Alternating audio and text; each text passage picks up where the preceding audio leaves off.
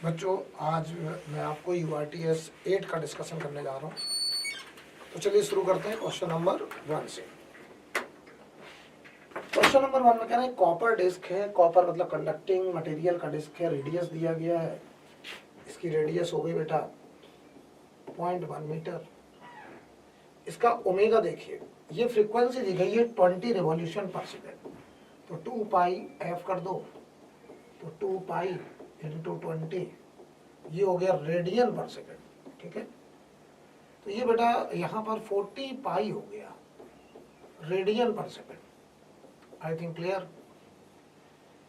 Uniform magnetic field है। Magnetic field हो गया 0.1 tesla with plane perpendicular to the field. EMF induced across the radius of the disc. तो ध्यान दीजिए, disc के ये डिस्क है, यहाँ पूरे में कंडक्टिव मटेरियल है।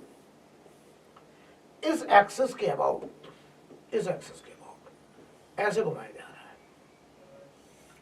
तो ये एक रॉड है, रॉड की तरह हम लोग ट्रीट करेंगे रेडियस को। तो इसके एंड के अक्रॉस जो ईएमएफ इंड्यूस होगा, तो बताओ यहाँ जो वेलोसिटी का वेक्टर होगा वो वेलोसिटी ऐसे होता था। तो ये रॉड की तरह ट्रीट होगा और रॉड के टर्मिनल के बीच में जो ईएमएफ आता था, बताओ वो आता था ई इंड्यूस बराबर, आप सबको पता है, वी ओमेगा एल स्क्वायर की जगह रेडियस का स्क्वायर बाई 2। ये हो गया रेडियस के टर्मिनल के बीच में इंड्यूस्ड ईएमएफ। वैल्यू रख दो बच्चों। मैग्नेटिक फील्ड है 0.1, ओमेगा हो गया हमारा 40 पाई और रेडियस है बेटा 0.1 का स्क्वायर हो गया बाई 2। तो देखो 10 की पावर -2, 10 की पावर -3, ये हुआ 20 पाई इंटू 10 की पावर -3 वोल्ट। इसका मतलब 20 पाई मिली वोल्ट हम लोग बोल सकते हैं। तो आंसर हमारा थर्ड हो गया बेटा। आई थिंक क्लियर। क्वेश्चन नंबर 2 पे हम लोग चलते हैं। क्वेश्चन नंबर 2 बहुत आसान है। Tesla is a unit of, बताओ भाई टेस्ला किसकी यूनिट है? मैग्नेटिक फील्ड की। और मैग्नेटिक फील्ड को हम लोग लिख सकते हैं फ्लक्स अपॉन एरिया। तो ये बताओ फ्लक्स का डेंसिटी हो गया, फ्लक्स डेंसिटी। तो हमारा जो आंसर हो जाएगा वो बताओ बच्चों, क्या मैग्नेटिक फ्लक्स डेंसिटी का सेकंड हो जाएगा? राइट। क्वेश्चन नंबर 3 पे चलते हैं हम लोग। Lenz law is based on the law of conservation of, तो बताइए लेंज लॉ है वो एनर्जी कंजर्वेशन का लॉ है। एनर्जी कंजर्वेशन का लॉ, एनर्जी कंजर्वेशन का लॉ कैसे है? जब हम किसी कॉइल के पास, मान लीजिए ये कॉइल है, अभी इसमें कोई करंट नहीं है, ये एक मैग्नेट है मान लीजिए, ये मान लो हमारा साउथ पोल है, ये मान लो नॉर्थ पोल है। मान लो इस मैग्नेट को इसके पास लेके जा रहे हैं, तो यहाँ पर साउथ पोल इंड्यूस्ड होता है, इधर नॉर्थ पोल इंड्यूस्ड होता है, और यहाँ पे खड़े किसी ऑब्जर्वर को इसमें करंट का सेंस क्लॉकवाइज नजर आता है। ये इंड्यूस्ड करंट डेवलप हो जाती है और ये इंड्यूस्ड करंट लेंज लॉ से इसके मोशन का, इसके पास आने का अपोज करता है। तो अगर मुझे इसे कांस्टेंट वेलोसिटी से लेके जाना है, तो सोचो ये कॉइल इसको इधर रिपेल कर रहा है। अगर तुम चाहे तो ये इधर जाए, तो क्या किसी एजेंट को इधर की तरफ एक फोर्स लगा के लेके जाना पड़ेगा, और वो फोर्स बताओ क्या वर्क करेगा? तो एजेंट जो वर्क करेगा वो वर्क इसमें इंड्यूस होगी। करंट जैसे जैसे पास आएगा फ्लक्स बदलेगा, और फ्लक्स बदलेगा तो इंड्यूस ईएमएफ होगा, इंड्यूस करंट होगी, और इंड्यूस करंट की वजह से इसमें डेवलप होगी इलेक्ट्रिकल एनर्जी। जूल हीटिंग के फॉर्म में एनर्जी का लॉस होगा। तो एजेंट जितना वर्क करेगा उतना हम देख रहे होंगे यहाँ एनर्जी क्या हो रही है? लॉस। तो ये एनर्जी कंजर्वेशन ही तो है कि एक तरफ से आप एनर्जी क्रिएट कर रहे हैं, एनर्जी वर्क कर रहे हैं, दूसरी तरफ वो एनर्जी हीट एनर्जी के फॉर्म में लॉस हो रही है। तो एनर्जी को हम ना क्रिएट कर सकते हैं और ना ही एनर्जी लॉस होती है, यानी टोटल एनर्जी कंजर्व रहती है। Right, that is law of conservation of energy. ये है हमारा लेंज लॉ बच्चों। तो इसका आंसर होगा एनर्जी कंजर्वेशन का नियम। राइट, आगे बढ़ते हैं। क्वेश्चन नंबर 4 में एनर्जी डेंसिटी इंडक्टर में याद करिए, बहुत आसान है। एक इंडक्टर जिसका सेल्फ इंडक्टेंस L है, करंट I है, और इसमें मैग्नेटिक फील्ड अगर V है, तो इसकी एनर्जी डेंसिटी का रिजल्ट एकदम कैपेसिटर जैसा एनर्जी डेंसिटी का फॉर्मूला होता है, similar to half epsilon naught E square. तो हाफ एप्सिलॉन नॉट की जगह 1/μ0 होता है और ई स्क्वायर की जगह बी स्क्वायर होता है। तो energy density directly proportional to V square बेटा आ रहा है, right. This is similar as half epsilon naught E square. मैं लिख भी दे रहा हूं, इट इज सिमिलर एज, तो आपको याद भी रहेगा half epsilon naught E square. याद करो जो इलेक्ट्रोस्टैट में 1/4 एप्सिलॉन नॉट था, उसकी जगह पे यहाँ पे μ0/4 है। 4 की जगह 4 है, यानी कि 1/ε0 की जगह μ0 है, तो ε0 की जगह 1/μ0 होगा। इसीलिए देखो हाफ ε0 की जगह 1/μ0, ई स्क्वायर की जगह बी स्क्वायर। तो एकदम आइडेंटिकल फॉर्मूला है, आपको याद रखने में भी आसानी होने वाली है। Question number 5, for iron its density, बताओ ये डेंसिटी दिया गया है, ये डी दिया डेंसिटी 7500 kg पर मीटर क्यूब, और मास हमको दिया गया मास ये 0.075, मैग्नेटिक मूवमेंट दिया गया है 8 × 10⁻⁷ ampere metre square, ampere metre square into area. अब फाइंड इंटेंसिटी ऑफ मैग्नेटाइजेशन, ये होता है magnetic movement per unit volume, magnetic movement per unit volume.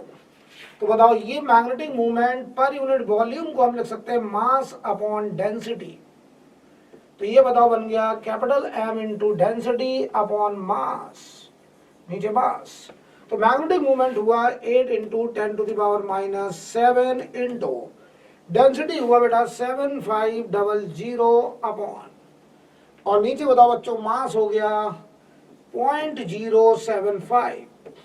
जरा कैलकुलेशन देखिए, ये बच रहा है 8 × 75 × 10⁻⁻5 अपॉन, ये 2 0 खत्म हुआ, ये देखिए 75 × 10⁻³ 75 से 75 गया, ये बचा 8 × 10⁻², यानी आंसर 0.08 एम्पियर पर मीटर।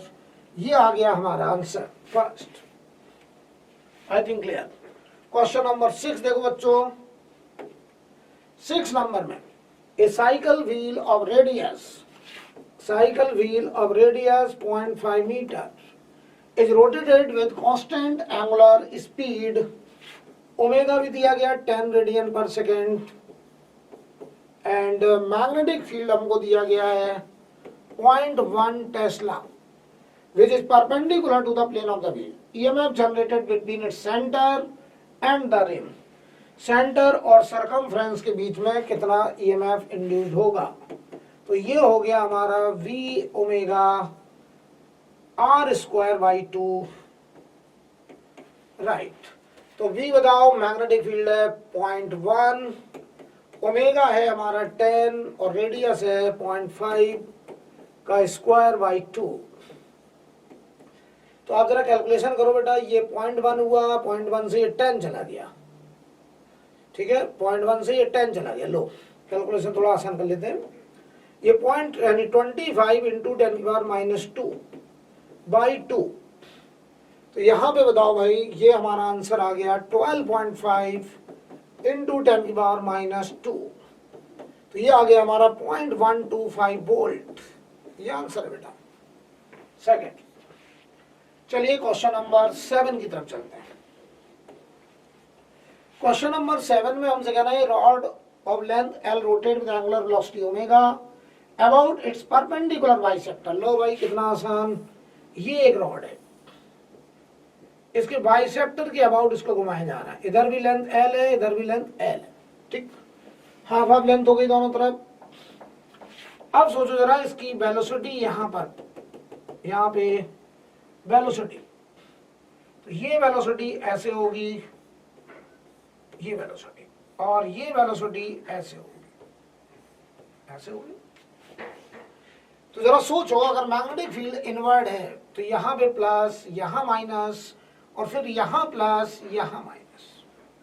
तो सोचिए जो पोलैरिटी बनेगी इसमें वो कुछ ऐसी बन के आएगी, प्लस माइनस और इधर माइनस प्लस। ये हमारा v omega L square by two, v omega L square by two. ये रॉड का एक एंड हो गया, ये रॉड का दूसरा एंड हो गया, ये सेंटर था। तो चलो भाई अब सोचो तुम रॉड के दोनों एंड के बीच में ईएमएफ इंड्यूस, तो ए से बी तक आप किरचॉफ वोल्टेज लॉ लगाओ, ई ए यहाँ ड्रॉप हुआ v omega L square by two का, यहाँ उतना ही रेज हुआ v omega L square by two का फायदा हुआ, बराबर b पे पहुंच गए। तो a और b के बीच में पोटेंशियल डिफरेंस 0, यानी इस रॉड के दोनों एंड के बीच में कोई भी इंड्यूस्ड ईएमएफ नहीं आएगा, कोई पोटेंशियल डिफरेंस नहीं आएगा। आंसर बच्चों 0 हो जाएगा। आई थिंक क्लियरली बहुत स्टैंडर्ड क्वेश्चन है, सभी लोगों ने बेटा क्लास में इसको करा होगा। Question number 8, if the length and area of cross section of inductor remain same but the number of turn is double, its self inductance, याद करो self inductance proportional to N square होता था। और अगर नंबर ऑफ टर्न्स डबल हो जाएंगे तो self inductance 4 times हो जाएगा। Answer 4 times, right. Question number 9, to concentric circular coil, one of small radius R1, इसकी रेडियस R1 हो गई, और ये दूसरा कॉइल है, इसकी रेडियस R2 हो गई। कह रहे R1 जो है बहुत छोटा है R2 के कंपेयर में, दोनों का एक्सिस सेम है, ठीक है, विद सेंटर कोइंसाइडिंग, दोनों का कॉमन सेंटर है। ऑब्टेन द म्यूचुअल इंडक्टेंस, लो भाई म्यूचुअल इंडक्टेंस कैसे निकालते थे, याद करो। हम क्या करते थे, चूंकि इसका साइज छोटा है तो हम इसके एरिया में हर जगह यूनिफॉर्म मैग्नेटिक फील्ड मान सकते हैं।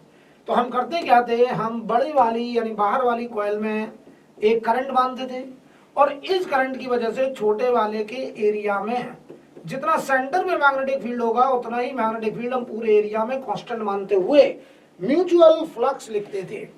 और वो भाई म्यूचुअल बेटा हम लोग लिखते थे मैग्नेटिक फील्ड सेंटर पर इनटू एरिया, और यही बराबर होता था MI। और मैग्नेटिक फील्ड एक सर्कुलर कॉइल के सेंटर पर आपको ऑलरेडी याद है mu naught by two I by R की जगह R2 इनटू एरिया हुआ पाई R1 का स्क्वायर। I से I कैंसिल हुआ बेटा, म्यूचुअल इंडक्टेंस हुआ म्यू नॉट पाई R1 स्क्वायर अपॉन 2R2। ये हमारा आंसर होगा। तो देख लो बेटा answer mu naught pi R1 square by 2R2, first answer match हो रहा है, राइट। चलिए क्वेश्चन नंबर 10 पे चलते हैं। The value of self inductance of a coil, लो भाई L बराबर 5 हेनरी है। Value of the current changes from 1 ampere to 2 ampere in 5 second. The value of induced EMF, बताओ इंड्यूस्ड ईएमएफ चाहिए, वो भी ओनली मैग्नीट्यूड चाहिए, तो modulus of L d by D t. तो L की जगह 5 और d I by D t, current देखो 1 से 2 एम्पियर यानी चेंज हुआ 1 एम्पियर और टाइम लगा 5 सेकेंड, तो आंसर आया 1 वोल्ट। 5 सेकेंड है, ये L 5 हेनरी है, 1 वोल्ट आंसर हो जाएगा बेटा। आगे बढ़ते हैं क्वेश्चन नंबर 11। ये तो बहुत सिंपल है, इंड्यूस्ड ईएमएफ की वैल्यू होती थी minus d5 by D T, Faraday law. और किसी कॉइल का जो फ्लक्स होता है वो होता था magnetic field dot product area, हालांकि नंबर ऑफ टर्न्स भी हो सकते हैं बट नहीं दिया तो कोई दिक्कत नहीं, बी डॉट ए। तो यहां से तो आंसर हमको फर्स्ट दिख रहा है सीधा, फर्स्ट 11 नंबर फैराडे लॉ का question. Question number 12, A bar magnet is dropped vertically downward through a metallic ring, metal है हॉरिजॉन्टली। बताइए ये एक रिंग है और यहां से एक बार मैग्नेट को छोड़ा जा रहा है। मान लीजिए इसका ये नॉर्थ पोल है, ये साउथ पोल है और इसको अंडर ग्रेविटी छोड़ा जा रहा है।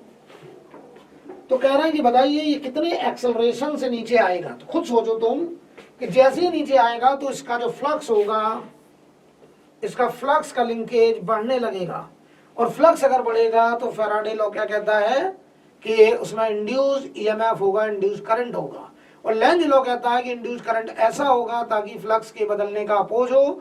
अगर फ्लक्स बदल रहा है तो बढ़ रहा है तो बढ़ने का अपोज करेंगे, घट रहा है तो घटने का अपोज करेंगे। तो इसके पास आने से फ्लक्स बढ़ रहा है तो ये इसके पास आने का अपोज करेगा, तो नॉर्थ के सामने यहाँ नॉर्थ इंड्यूस होगा, नीचे साउथ होगा, ताकि नॉर्थ नॉर्थ को रिपेल करे। यानी ऊपर की तरफ एक फोर्स आएगा रिपल्सन का फोर्स और नीचे mg। तो बताओ जो नेट फोर्स होगा नीचे की तरफ वो net force less than mg होगा, तो जो एक्सेलरेशन होगा वो लेस देन g होगा बेटा। Answer less than g, right. एकदम क्लियर है। लेंज लॉ, फैराडे लॉ को मिलाते हुए क्वेश्चन, फ्लक्स के चेंज होने का question. Question number 13, a straight conductor of length 4 meter moves at speed 10 meter per second when the conductor makes an angle 30 degree with the direction of magnetic field। और magnetic field दिया गया है, then induced EMF। बताओ भाई induced EMF क्या होता था? Motional EMF होता था, मैग्नेटिक फील्ड, लेंथ, वेलोसिटी, और ये तीनों ही एक दूसरे के परपेंडिकुलर होने चाहिए। तो सोचो जरा, यहाँ पे दिक्कत किस किस के बीच में है? लेंथ जो है 30 डिग्री बना रहा मैग्नेटिक फील्ड से, तो लेंथ और मैग्नेटिक फील्ड अगर 30 पे, तो हम क्या करें, किसी एक का कंपोनेंट कर लें। क्यों ना हम मैग्नेटिक फील्ड का कंपोनेंट कर लें जो लेंथ के परपेंडिकुलर हो। तो बताओ मैग्नेटिक फील्ड का कंपोनेंट लेंथ क्या लॉन्ग आएगा cos 30, तो परपेंडिकुलर कंपोनेंट हुआ sin 30, और ये बताओ पूरा लेंथ और ये स्पीड। तो बताओ भाई v की वैल्यू हुई 0.1 वेबर पर मीटर स्क्वायर, ये 1/2, लेंथ हुआ 4 मीटर और ये हुआ 10, तो ये T20, ये आ गया 2 वोल्ट। Answer 2 volt. कुल मिलाकर के मोशनल ईएमएफ उसी लेंथ, उसी वेलोसिटी और उस मैग्नेटिक फील्ड की वजह से डेवलप्ड होता है जो तीनों म्यूचुअली परपेंडिकुलर होते हैं, right. Question number 14, unit of mutual induction. लो भाई, म्यूचुअल इंडक्शन हेनरी, इंडक्टेंस है तो हेनरी होगा, चाहे सेल्फ इंडक्टेंस हो चाहे म्यूचुअल इंडक्टेंस हो। क्वेश्चन नंबर 15 पढ़ते हैं। In the figure shown magnet is pushed towards the fixed ring along the axis of ring and it pass through the ring। बताओ भाई, जब ये इधर जा रहा है तो फ्लक्स बढ़ रहा है, तो नॉर्थ के पास आने का ये अपोज करेगा, तो इधर नॉर्थ होगा इधर साउथ होगा। कब? जब ये इसके करीब जा रहा है।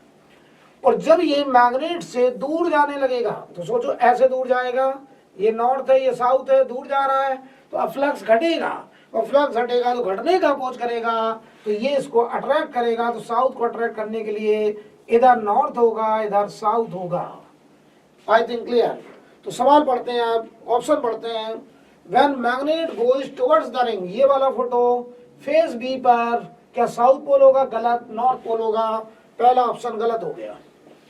व्हेन मैग्नेट गोज अवे, इससे जब दूर जा रहा है, रिंग द फेस बी बेटा ये है, यहां पर बिकम्स नॉर्थ पोल, गलत, साउथ पोल होगा, ये भी गलत हो गया।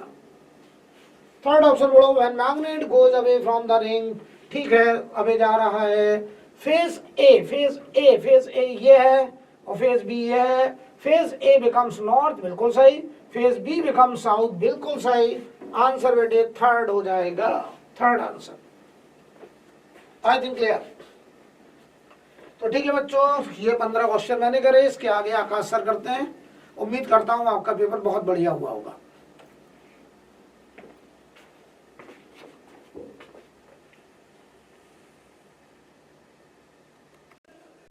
क्वेश्चन नंबर 16 देखें क्या लिखा हुआ है। कहा है in the BH curve shown for a ferromagnetic material at R the magnetization M is equal to 0। R पे बताइए H की वैल्यू 0 है, राइट। तो R हमारी जो पोजीशन है इस पे H 0 है, M तो 0 नहीं है, तो स्टेटमेंट ठीक नहीं है, right. OQ may be less than the value of BM because of thermal agitation, ये बात तो बिल्कुल ठीक है, इसमें कोई दिक्कत की बात नहीं है, राइट। OQ जो है ये OT से कम होगा, ये लिखा हुआ है। तो बताओ, स्ट्रेसेस में हमने पढ़ा है कि जो OQ है ये OT के बराबर होता है, कम नहीं होता, राइट। तो बताएं, हमारा ऑप्शन 2 सही है सिर्फ, तो आंसर कौन सा होगा? 4th, okay. इसके बाद क्वेश्चन नंबर 17 कह रहे हैं in an LR circuit current at T equal to 0 is 20, after 2 second it reduces to 18 ampere. तो बताओ डिस्चार्जिंग है, तो I इक्वल टू लिखेंगे क्या? I0 e की power minus T by tau. अपने को टाइम कांस्टेंट चाहिए, ठीक। आई की वैल्यू दी हुई है कितनी 18, इनिशियल करंट कितना था 20 टाइम्स ई की पावर माइनस कितने टाइम पे दिया हुआ है 2 पे, तो 2/टाउ।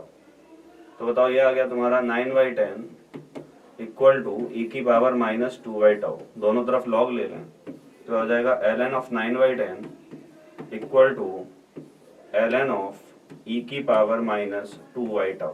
ठीक, तो ln ऑफ ई की पावर है तो ये 1 हो जाएगा। तो बताओ ये आ गया ln of 9/10 equal to minus 2/टाउ।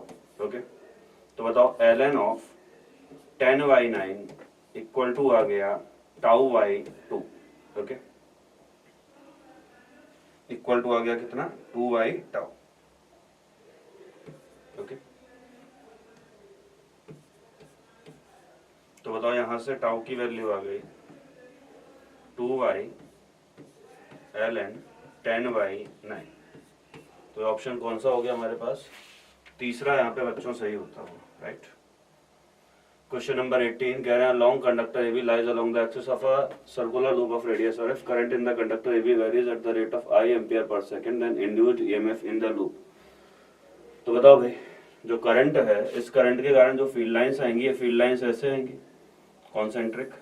तो बताओ ये फील्ड लाइंस ऐसे हैं, तो क्या बताओ फील्ड लाइंस इस लूप के पैरेलल हैं, और बताओ जब फील्ड लाइंस इस लूप के पैरेलल हैं तो इनके कारण कोई फ्लक्स लिंक होने वाला नहीं है, तो कोई फ्लक्स चेंज होने वाला नहीं है, तो ईएमएफ रहेगा 0, राइट। क्वेश्चन नंबर 19 कह रहे हैं the magnetic flux linked with the coil varies with time as phi equal to 3t square plus 4t plus 9 the magnetic magnitude of induced EMF at t equal to 2 second. तो बताओ E equal to तुम्हें लिखना है, तो mod of E हमें लिखना है, तो ये d5/dt सीधे लिखेंगे, राइट। तो बताओ ये हो जाएगा तुम्हारे पास phi दिया हुआ, डिफरेंशिएशन किया आ गया 60 प्लस 4, राइट। कब पूछा गया है, तो E की वैल्यू मिल गई हमें, t इक्वल टू 2 सेकंड पे पूछा गया, t की वैल्यू रख दी, राइट। तो E इक्वल टू आ जाएगा 6 इंटू 2 प्लस 4, तो 12 प्लस 4 ये हो गया कितना 16। ओके, तो ऑप्शन कौन सा हमारा थर्ड यहाँ पे सही होता हुआ बच्चों। The magnetic flux through a circuit of resistance R changes by amount delta phi in time delta t, then total quantity of electric charge Q that passes any point of the circuit during time delta t is represented by। तो देखो E equal to लिखोगे क्या delta phi by delta T, right.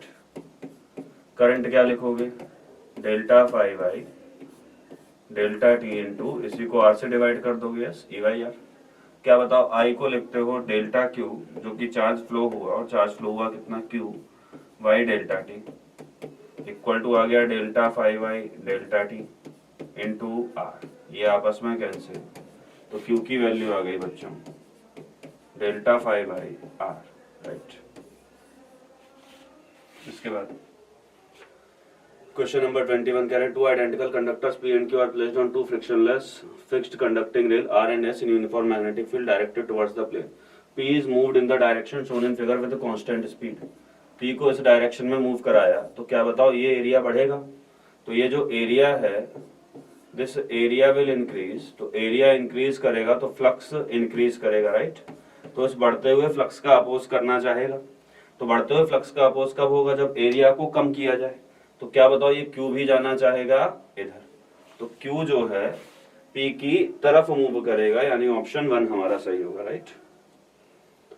Question number 22 two coils are placed close to each other the mutual inductance of pair of coil depends upon.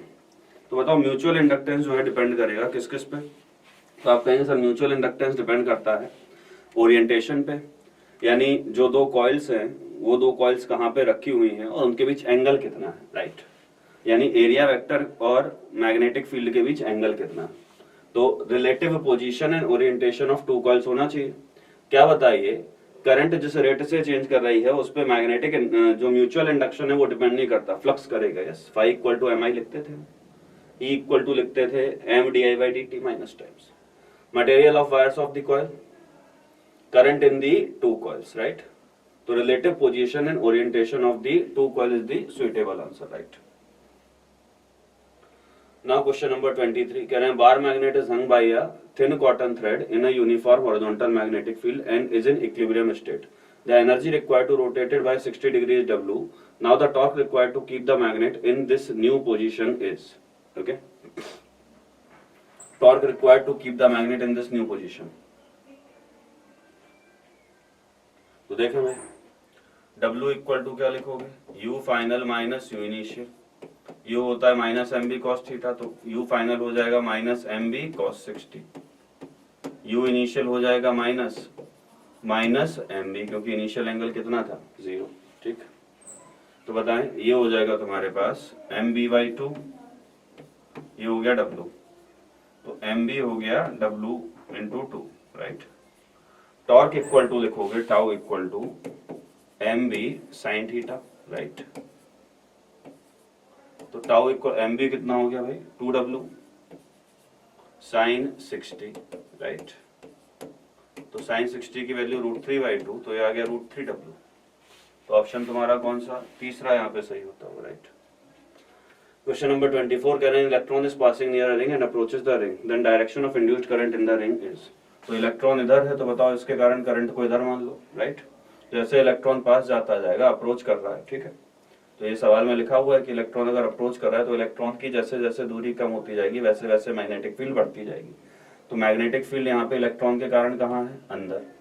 तो बताओ magnetic field अगर अंदर है तो इस रिंग की कोशिश होगी कि फ्लक्स, क्योंकि बढ़ेगा मैग्नेटिक फील्ड के बढ़ने से, कि बढ़ते हुए फ्लक्स को कम किया जाए. तो ये बताइए अपने अंदर कुछ इस तरह से करंट प्रोड्यूस कराएगा कि जो इसके द्वारा जो मैग्नेटिक फील्ड प्रोड्यूस हो वो बाहर की तरफ है. तो इसमें करंट होना चाहिए कैसा? Anti clock, right. Question number 25 कह रहे हैं conductor is moving in a straight conductor of length 0.4 metre is moved in a magnetic field of 0.9 Weber per meter square with a velocity of 7 meter per second. The maximum EMF induced in the conductor will be. तो बताइए maximum EMF induce पूछा गया, तो E equal to क्या होगा? BLV, right. तो length कितनी है? 0.4, मैग्नेटिक फील्ड कितनी है? 0.9, और बताइए वेबर पर मीटर स्क्वायर, और ये हुआ तुम्हारे पास 7, राइट. तो ये आ गया तुम्हारे पास 2.52 वोल्ट. ऑप्शन कौन सा? फर्स्ट यहाँ पे सही होता हुआ, राइट.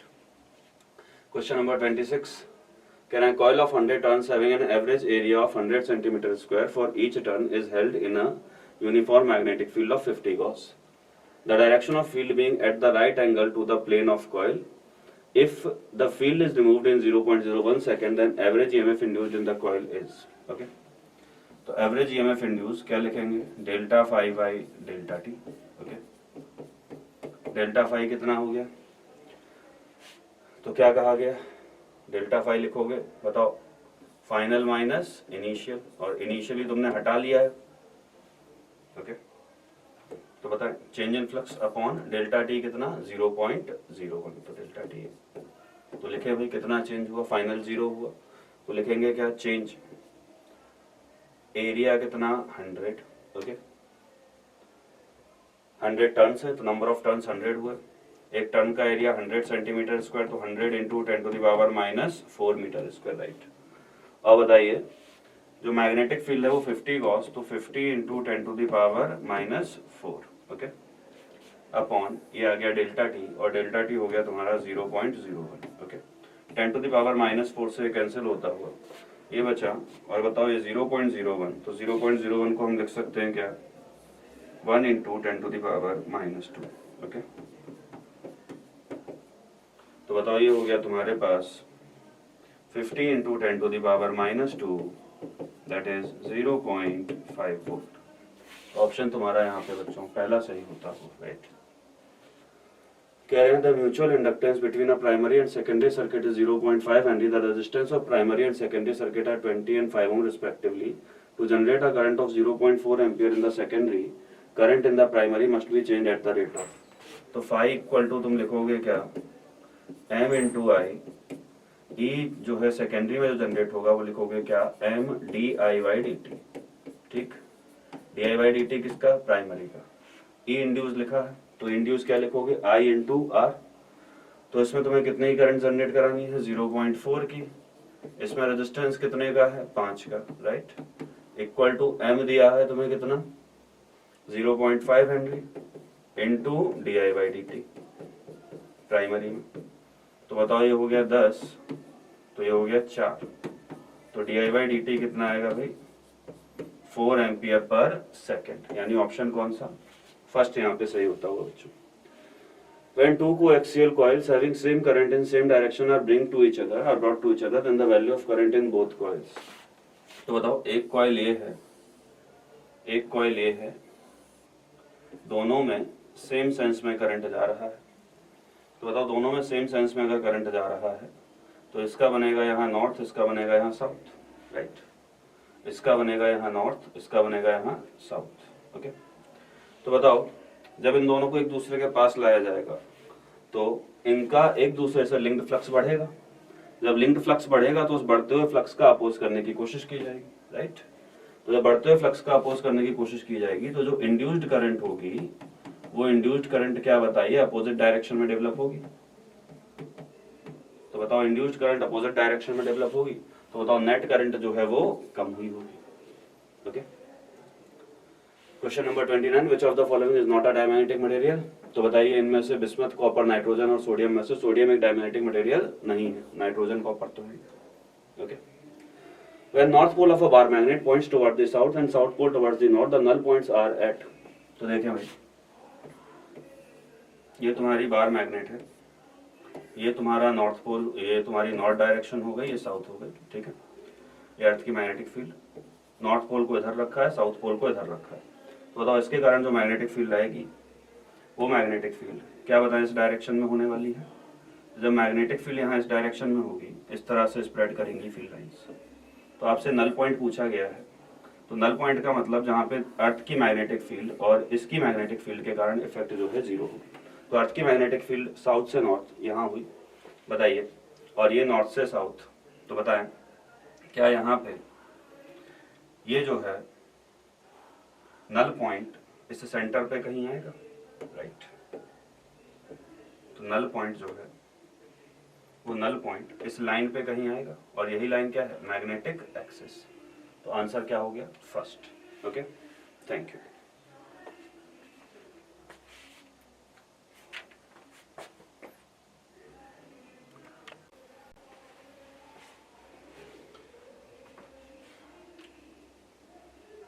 चलिए तो बात करते हैं 31st क्वेश्चन की। इसमें देखिए आपसे क्या बोला गया है, इसमें आपसे बोला गया है कि इनमें से कौन सा स्टेटमेंट सही है। तो आपको पता है कि जो म्यू आर होता है आपके पास वो किसके बराबर होता है 1 प्लस काई के बराबर होता है, ठीक है। और आप म्यू को लिखते हो mu naught into mu R, ठीक है। तो आप यहाँ पर एक चीज ये भी जानते हो कि B इज इक्वल्स टू होता है म्यू टाइम्स ऑफ H, ठीक है। B is equals to mu times of H होता है। अब यहाँ पर आपको क्या आप म्यू को लिख सकते हो mu naught mu R into H, बिल्कुल लिखा जा सकता है। तो ये आपके पास एक स्टेटमेंट बन जाता है, तो आपके पास सेकंड स्टेटमेंट सही है। फिर अगर हम देखते हैं कि म्यू आर को हम क्या लिख सकते हैं 1 प्लस काई, तो ये हो जाएगा mu naught 1 plus chi into H.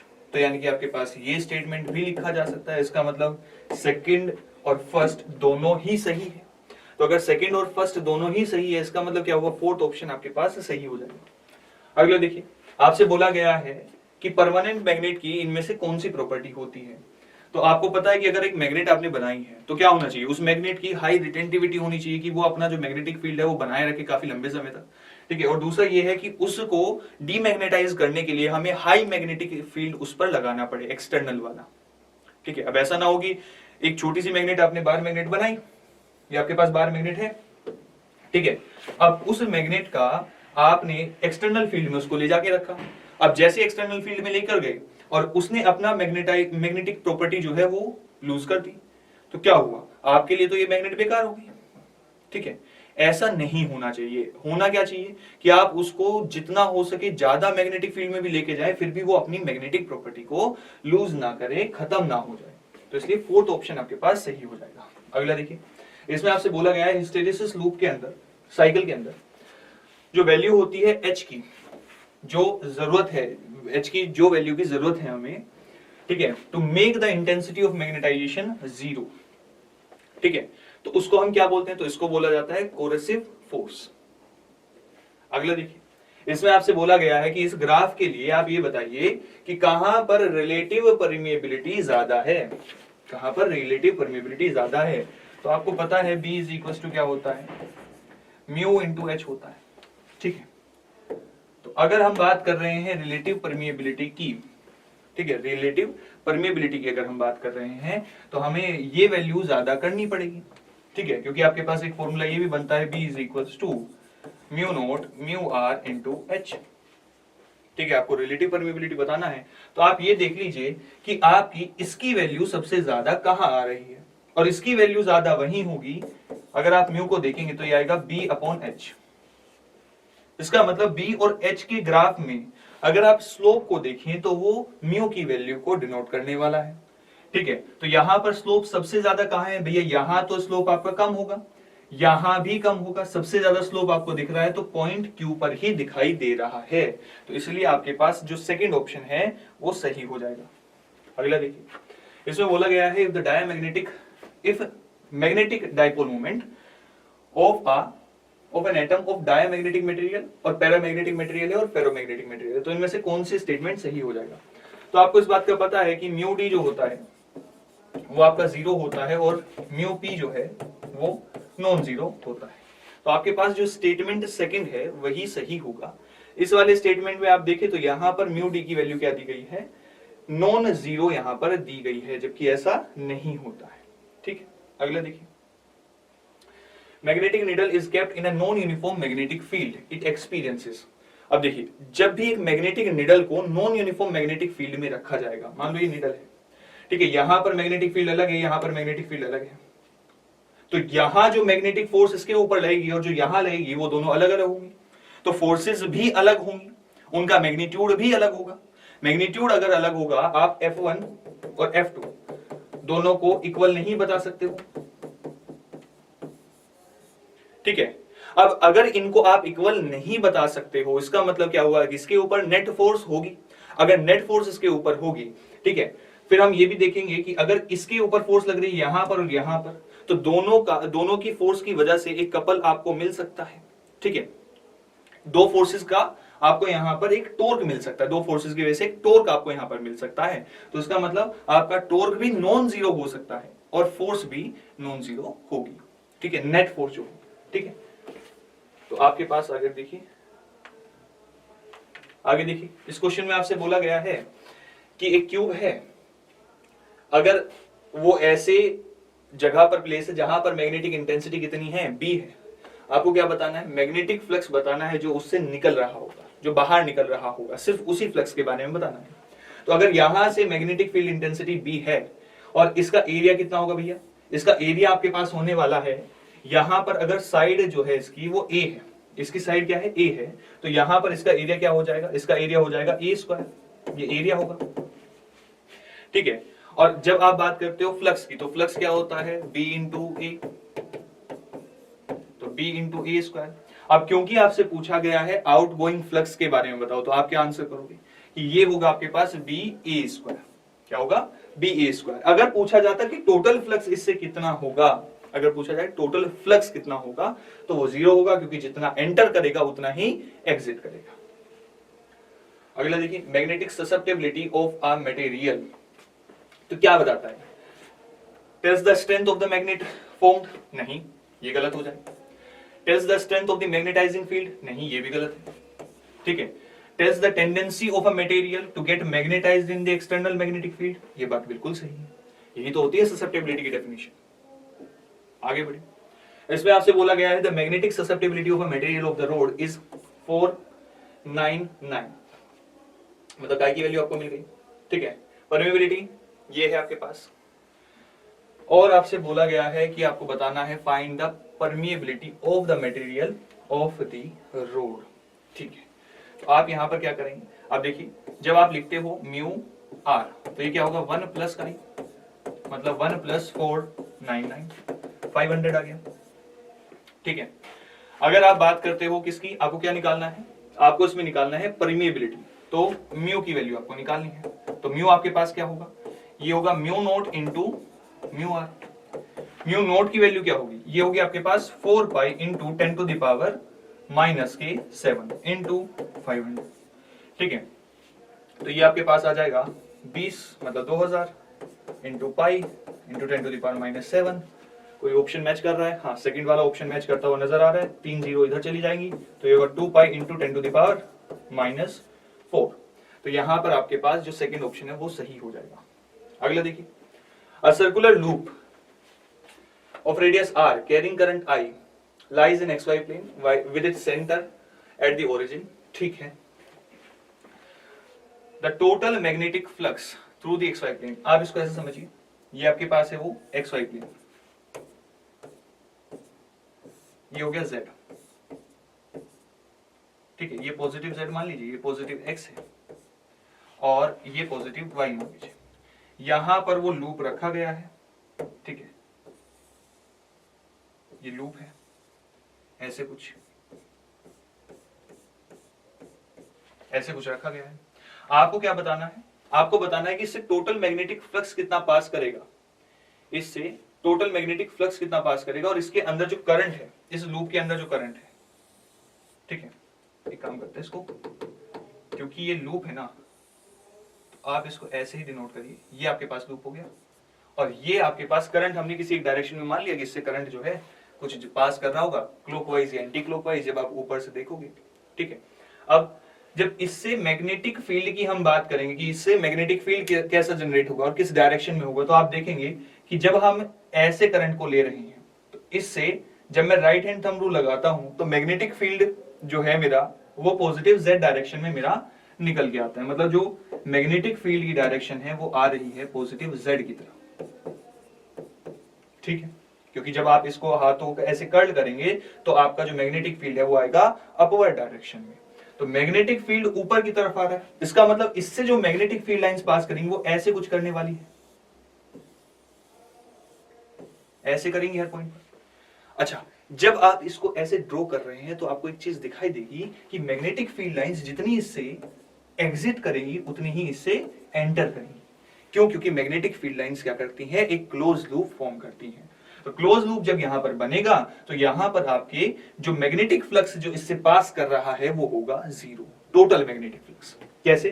कि जितना इससे नीचे से एंटर करेगा उतना ही ऊपर से एग्जिट कर जाएगा। तो टोटल जो इसके अंदर मैग्नेटिक फ्लक्स पास करेगा या इससे जो मैग्नेटिक फ्लक्स होगा, इसके अंदर जो टोटल मैग्नेटिक फ्लक्स होगा वो कितना होगा? जीरो होगा। डायरेक्टली प्रोपोर्शनल और ना प्रोपोर्शनल की तो बात ही नहीं आई, ठीक है। जब हमारा जितना मैग्नेटिक फील्ड प्रोड्यूस हुआ भैया वो सारा का सारा इससे पास करेगा, ये ऐसे हो जाएगा। ये आपके पास लूप है, यहां से मैग्नेटिक फील्ड लाइन से आएंगी और ऐसे पास करती जाएंगी, ऐसे आएंगी और ऐसे पास करती जाएंगी। तो जितना एंटर की उतना ही एग्जिट कर जाएंगी। आगे बढ़िए। The variation of intensity of magnetization with respect to the magnetizing field in a paramagnetic substance। तो आपको ये पता है कि इस वाले केस में जो ग्राफ है वो कुछ इस तरीके का बनता है। किसके केस में? I यहां अगर है और H अगर यहां है, इसके केस में, ठीक है। पैरामैग्नेटिक के लिए होता है, डायमैग्नेटिक के लिए नीचे वाला होगा, OC वाला होगा डायमैग्नेटिक के लिए। तो आपके पास यहाँ पर क्या पूछा है? Paramagnetic substance. तो आपके पास जो OA कर्व है वो सही हो जाएगा। अगला देखिए, इसमें आपसे बोला गया है कि एक मैग्नेट है, इसको इधर की तरफ लेके जा रहे हैं, अवे फ्रॉम द कॉइल। तो आपको बताना है कि क्या बताना है? Induced current in the coil as seen from the magnet side. मतलब आप मैग्नेट की साइड हो, ऐसे यहाँ पर खड़े हो और मान लो ये कॉइल है आपके सामने, ऐसे इधर है कॉइल, और ये जो मैग्नेट है ये ऐसे जा रही है, ये कॉइल है और यहां से मैग्नेट ऐसे जा रही है, ऐसे, और आप इधर से ही देख रहे हो उसको। आपको बताना है कि इसके अंदर कैसा डायरेक्शन में करंट होगा, क्लॉकवाइज होगा कि एंटी क्लॉकवाइज होगा। अब सोचिए, यहां से ये जा रही है मैग्नेट ऐसे, तो मतलब मैग्नेटिक फील्ड जो इससे पास कर रहा था वो घटेगा कि बढ़ेगा? घटेगा, क्योंकि मैग्नेटिक फील्ड लाइंस इससे पास कर रही होंगी ऐसे, मैग्नेटिक फील्ड होगा इस डायरेक्शन में, ये मैग्नेटिक फील्ड की डायरेक्शन है, और ये मैग्नेटिक फील्ड जो इससे पास कर रहा है वो घटेगा। मतलब इससे जो फ्लक्स पास कर रहा होगा, फ्लक्स जो लिंक्ड होगा इससे, वो घटेगा, ठीक है, विद टाइम। तो अब मैग्नेटिक फील्ड आपका है इस डायरेक्शन में, वो घट रहा है, तो ये कॉइल क्या करेगा? ये कॉइल इसी डायरेक्शन में मैग्नेटिक फील्ड जनरेट करने की कोशिश करेगा। उसके लिए क्या करेगा?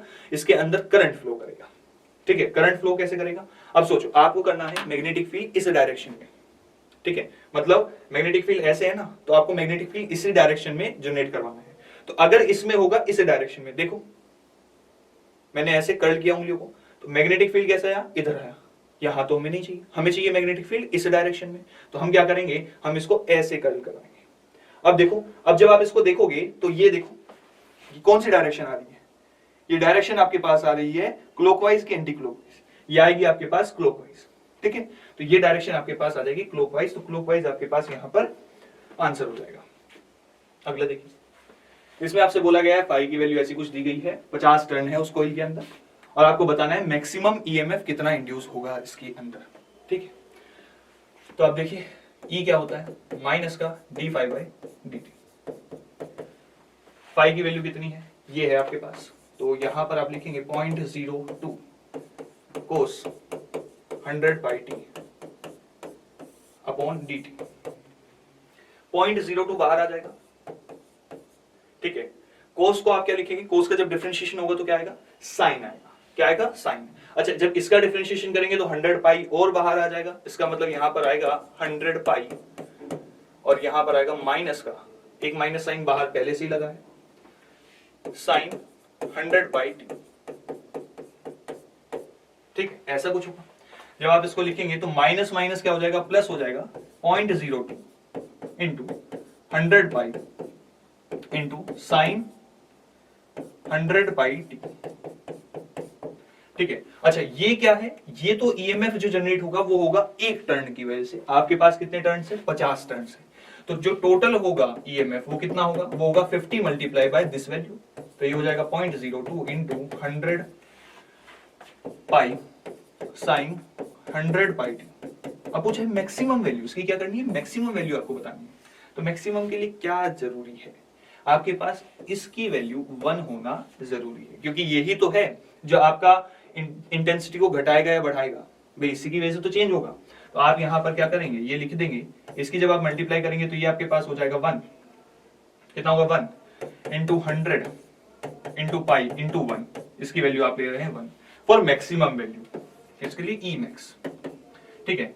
तो ये आपके पास कितना आ जाएगा, ये आपके पास आ जाएगा 100 मल्टीप्लाई बाय 3.14, मतलब 314 वोल्ट, ठीक है। तो फर्स्ट वाला आपके पास यहाँ पर ऑप्शन जो है वो सही हो जाएगा।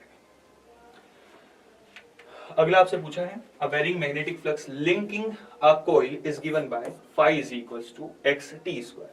आपको बताना है कि t is equals to 3 second पर जो इंड्यूस्ड ईएमएफ है, अगर वो कितना है, वो है आपका 9 वोल्ट्स, अगर वो आपका 9 वोल्ट्स है इंड्यूस्ड ईएमएफ, ई की वैल्यू कितनी है, 9 वोल्ट है, तो आपको बताना है एक्स की वैल्यू क्या होगी, ठीक है।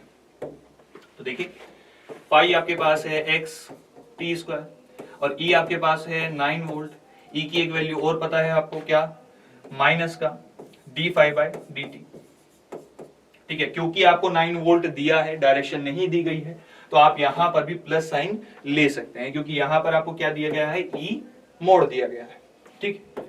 ये क्या हो जाएगा, ये हो जाएगा आपके पास 2tx, इसकी वैल्यू कितनी है, 9 दी गई है, at t is equals to 3 second. तो ये आपके पास आएगा 9 is equals to 2 multiply by 3 multiply by x, 3 से गया 3 टाइम्स, x इक्वल्स टू आ जाएगा 3/2, दैट इज 1.5, ठीक है। अच्छा, साइन को कंसिडर किया गया है, ठीक, तो हम क्या कर सकते हैं, हम यहां पर साइन भी कंसिडर कर लेंगे, ये माइनस साइन यहां पर आ जाएगा, ठीक है, और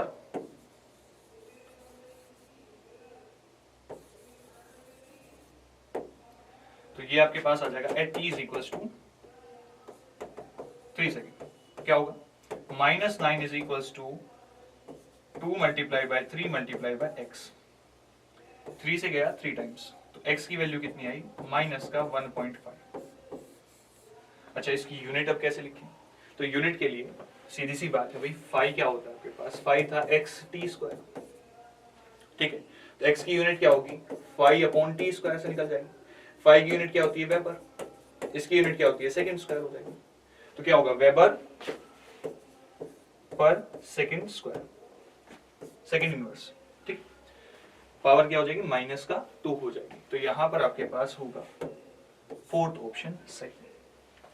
अगला देखिए, इसमें आपसे बोला गया है कि दो कॉइल्स हैं जिनका सेल्फ इंडक्टेंस मतलब L1 L2 ये आपको दिया गया है, are located so close that the effective flux in one coil is completely linked with the other coil, मतलब लिंकिंग यहाँ पर कंप्लीट है।